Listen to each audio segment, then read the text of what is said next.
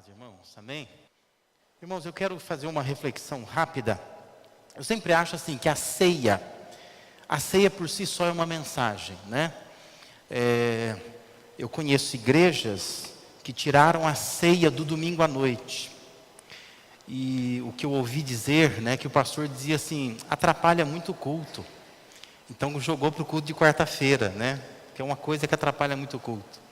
Mas essa é uma falta de compreensão do que é a ceia do Senhor. A ceia é uma dramatização, é uma mensagem, onde nós de novo estamos dizendo que nós cremos que Jesus foi oferecido na cruz do Calvário por nós, que Ele ressuscitou, que Ele está vivo, e nós estamos proclamando isso até que Ele venha, conforme diz lá 1 Coríntios capítulo 11. Mas eu quero trazer uma reflexão para a gente ser preparados para este momento, né? Queria te convidar a ficar de pé mais uma vez, e nós vamos ler a terceira carta de João, só o versículo 4. Não sei se você lê esse tipo de documento pequeno que nós temos no Novo Testamento, né? É uma cartinha, são poucos versículos de um capítulo só, mas isso é 3 João capítulo 4. Vamos ler juntos? Vamos lá? Não tenho alegria maior do que ouvir que meus filhos estão andando na verdade. Vamos fazer assim? Agora as mulheres vão ler e os homens ficam ouvindo. Ouçam o que as mulheres lerão. Vamos lá, as mulheres?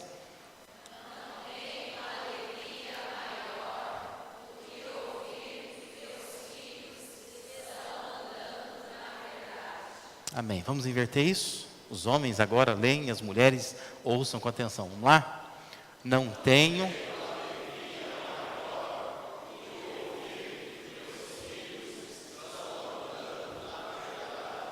Amém? Pode se assentar. Como eu disse, eu não sei se você conhece muito essas pequenas cartas que nós temos no Novo Testamento.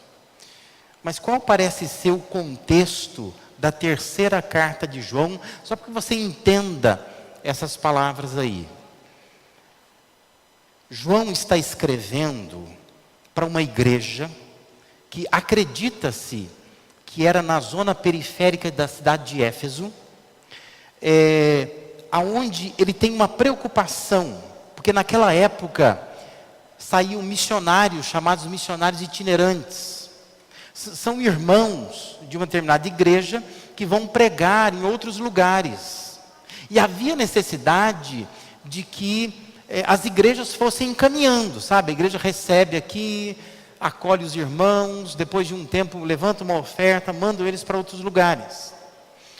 Aí versículos 5 a 7 diz assim, amado, ele está falando por um homem chamado Gaio. Ele diz, amado, você é fiel no que está fazendo pelos irmãos, apesar de lhes serem desconhecidos. Eles falaram à igreja a respeito deste seu amor. Você fará bem se os encaminhar em sua viagem de modo agradável a Deus, pois foi por causa do nome que eles saíram, sem receber ajuda alguma dos gentios. Não sei se você consegue entender esse contexto. São pessoas que chegaram na igreja e está dizendo que esse homem chamado Gaio, ele acolheu com amor. Ele já tem feito isso, mas é preciso que continue fazendo. E a carta revela que antes deste contato, que é essa terceira carta, ele escreveu uma outra carta, diretamente para a igreja. Só que lá na igreja, quem recebia as cartas, ou quem recebeu aquela carta, foi um tal de Diótrefes, né? O nome está aí, se você ler na sua Bíblia está aí, né? Versículos 9 e 10. Ele diz assim, escrevi à igreja, mas Diótrefes, que gosta muito de ser o mais importante entre eles, não nos recebe. Portanto, se eu for, chamarei a atenção dele para o que está fazendo, com suas palavras maldosas contra nós. Não satisfeito com isso, ele se recusa a receber os irmãos, impede os que desejam recebê-los e os expulsa da igreja. Então esse é o contexto. Ele já tinha escrito uma carta à igreja, só que quem recebeu a carta é o Diótrefes. Diótrefes, entendeu o nome? Não é Idiótrefes, é Diótrefes, né? Ele faz uma idiotice mesmo. Mas esse Diótrefes, ele pega essa carta e ele não encaminha o assunto. Ele deixa de lado. Isso levou o João a escrever para o Gaio. Gaio, me ajuda nisso. Porque o Diótrefes é um cara que impede que os missionários cheguem e sejam acolhidos na igreja. E aí então vem essas palavras que nós lemos aí. Não tenho alegria maior do que ouvir que meus filhos estão andando na verdade. Essas palavras de João a Gaio expressam o desejo de um líder para com os seus liderados, de um discipulador para com o seu discípulo. Esta é a alegria de um líder, de um discipulador. É ver que o seu discípulo está andando na verdade. Como a linguagem que João usa é muito paternal, nós podemos também pensar que isso traduz o desejo dos pais, não é? Quem é pai e mãe aqui pode dizer a mesma coisa, né? Você não tem alegria maior do que ouvir que o seu filho, a sua filha, seus filhos, suas filhas andam na verdade, não é? Mas em última análise, quando a gente lê essas palavras isoladas assim, o que vem em nossa mente é que Deus está dizendo isso, não é? Que Deus não tem maior alegria do que ouvir que os seus filhos, que somos nós, andamos na verdade. Eu quero fazer duas observações nesse versículo, que na verdade vão nos conduzir a duas perguntas, duas indagações, fruto de leitura simples, só isso, né? É só ler o texto, ficar observando o texto e a gente entender essas coisas. Primeira pergunta, antes dela, observe que quem escreveu usou o verbo ouvir e não o verbo ver. São duas coisas diferentes, né? Então a pergunta que eu queria que você pensasse antes de participar da ceia do Senhor, o que falam de você? João estava escrevendo a Gaio dizendo assim: eu não tenho maior alegria do que esta, de ouvir que os meus filhos andam na verdade. Ouvir é diferente de ver, porque ver é subjetivo. Você vê o que você quiser, não é? Mas ouvir é diferente. Ouvir significa que os olhos de alguém está vendo, está comentando aquilo. E é exatamente isso que João está dizendo. Eu não tenho maior alegria do que esta, de ouvir, falar por aí, que os meus discípulos, que os meus filhos na fé estão andando na verdade. Que falam sobre vocês. Isso é importante, não é? Os pais sabem disso, né? Que às vezes o pai e a mãe vê o filho, acha o filho uma graça, acha o filho maravilhoso. Mas é diferente quando alguém fala do seu filho. Quando alguém diz assim: nossa, o seu filho é muito educado. Nossa, o seu filho é um exemplo de vida. Aí a gente enche o nosso coração, não é? Porque é o olhar de alguém, não é o meu olhar, não é a minha opinião subjetiva. Alguém está vendo isso. Então pensa, o que falam de você? Eu já falei semana passada aqui, quando a gente estava dando uma palestra sobre inteligência emocional, que nós vivemos esse tempo em que a gente não está nem aí para o que os outros falam, né? A gente não está importando para a opinião dos outros. Mas a Bíblia constantemente nos faz lembrar isso, que a opinião do outro é importante, que tem a ver com o nosso testemunho, como que as pessoas falam da gente, como que elas veem a gente, o que falam de você, o que estão falando de você. Deus está nos lembrando nesta noite que não há maior alegria do que esta, ouvir alguém testemunhando que nós andamos na verdade. Então essa é uma pergunta que eu quero deixar para você pensar antes de tomar a ceia. O que estão falando? O que falam a seu respeito? Que tipo de testemunho você dá? Quais são os comentários que se fazem, não é? Às vezes é mais fácil, é mais cômodo dizer assim, estou nem aí, pode falar o que for, eu vivo a minha vida, não é? Sou dono do meu nariz, do meu corpo, das minhas coisas, da minha vida. Mas é importante considerar o que estão falando de você. Talvez o seu olhar seja um tanto falho, inconsequente. Quem está à sua volta talvez tenha uma percepção muito mais aguçada, muito mais madura do que a sua. Então é importante pensar, o que falam de você?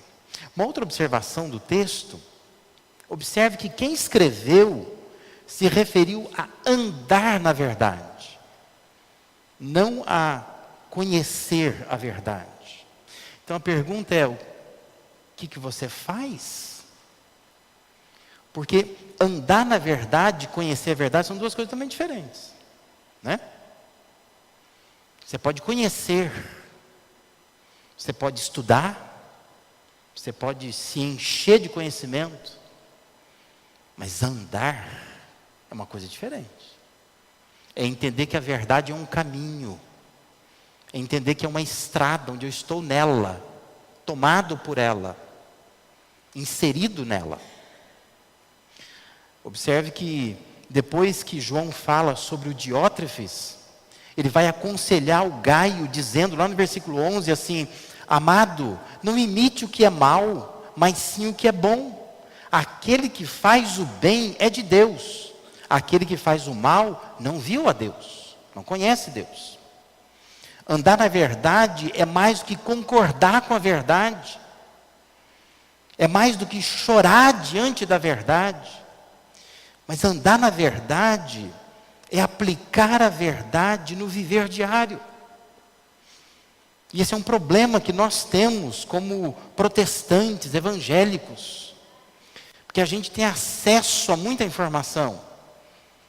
É diferente de alguns segmentos religiosos que você faz uma espécie de rito, onde não há reflexão. E nós temos essa vantagem, nós paramos para refletir. Alguém vem, pega um texto, explica, destrincha. Só que o problema é que a gente começa a ouvir assim, sabe, aquele balançar de cabeça. E diz assim, tem razão, é assim mesmo, né? A gente começa a concordar com a verdade, a gente chora diante da verdade. A gente até confessa a verdade, mas nós não colocamos a verdade no dia a dia, no cotidiano, né? Não é teoria, é transformação. Não é confissão, é comportamento.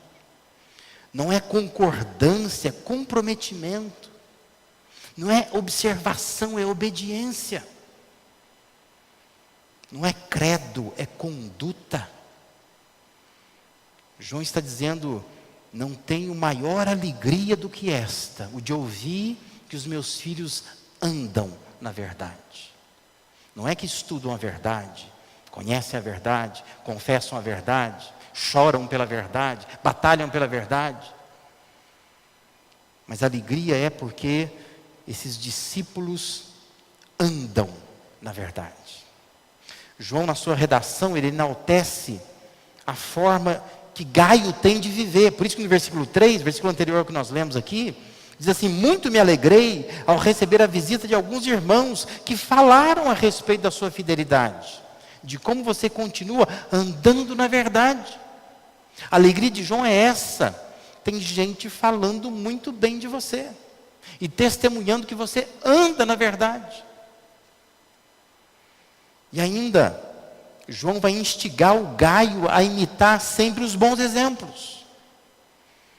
Não fica muito claro, porque vai entrar um outro personagem, um tal de Demétrio.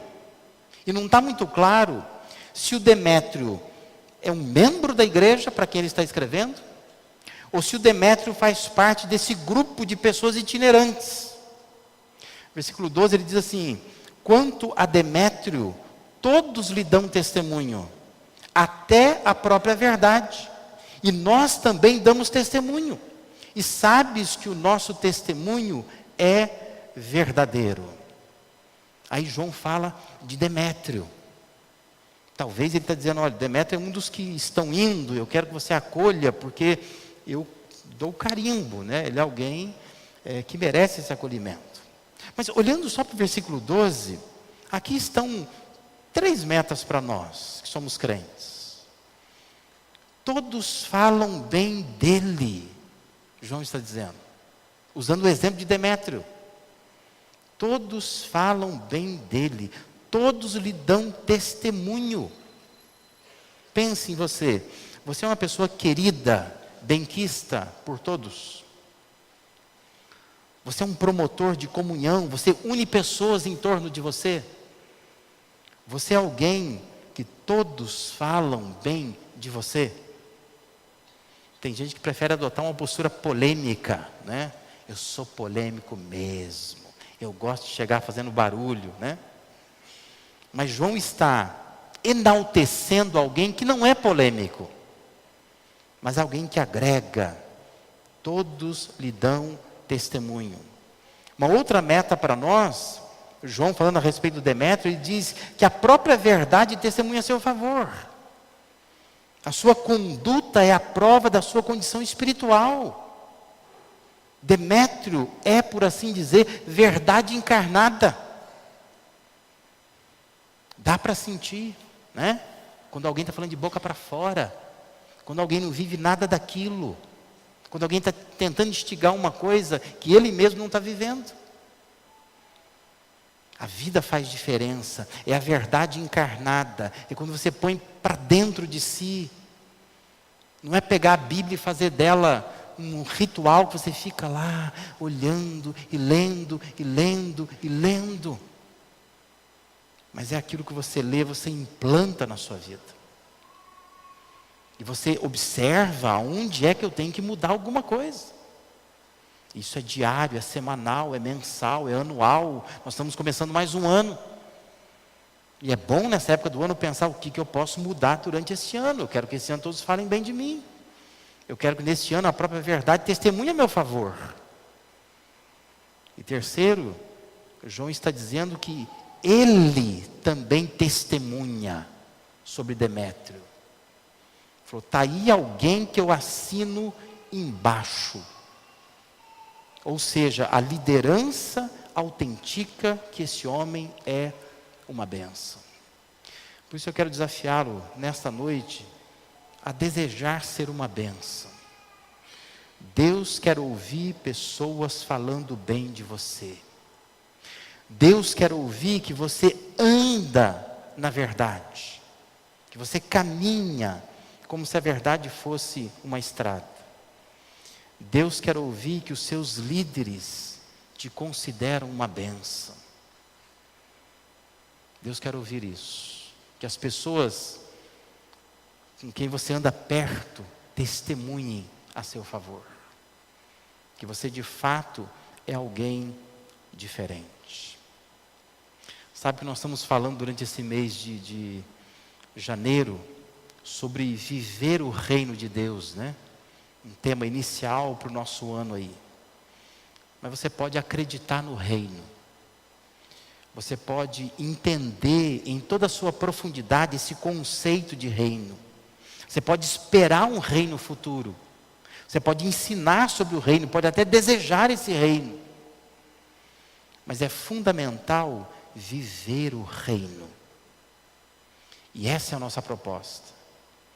Que você possa viver o reino de Deus. Viver o reino é andar na verdade.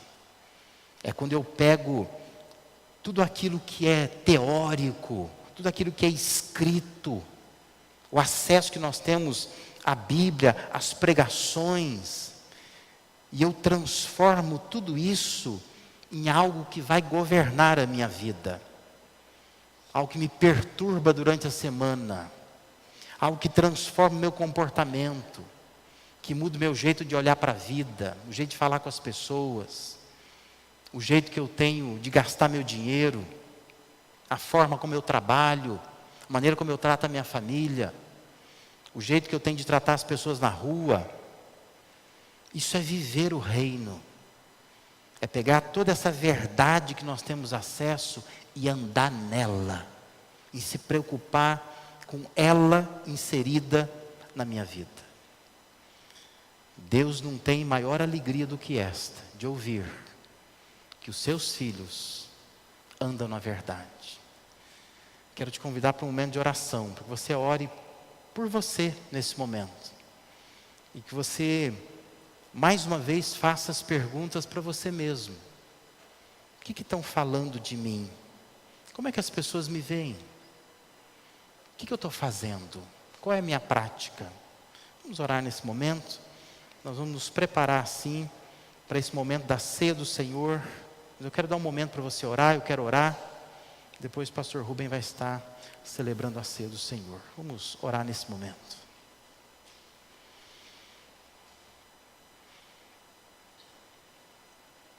Bondoso Deus, nós te agradecemos por esta pequena porção da tua palavra. Mas quando nós a lemos, nós nos sentimos desafiados por ela. Não há maior alegria do que esta, quando líderes ouvem que os seus liderados andam na verdade. Quando pais ouvem que os seus filhos andam na verdade. E quando o Senhor também ouve que os teus filhos andam na verdade. Ó Deus, queremos nesta noite, ao participar deste momento tão importante da ceia do Senhor, queremos, ó Deus, desafiar o nosso coração a pensar no nosso testemunho. O que a nossa vida provoca nas pessoas? O que elas falam a nosso respeito? Às vezes adotamos uma postura tão polêmica e adotamos um comportamento de não nos importar com o que as pessoas dizem. Mas esse texto simples da tua palavra nos desafia a pensar que é importante o testemunho que as pessoas dão a nosso respeito. E ó Deus, queremos desafiar o nosso coração a pensar o que nós estamos fazendo. O que fazemos com tudo aquilo que nós aprendemos, que lemos, que ouvimos, que estudamos? Para onde vai tudo isto?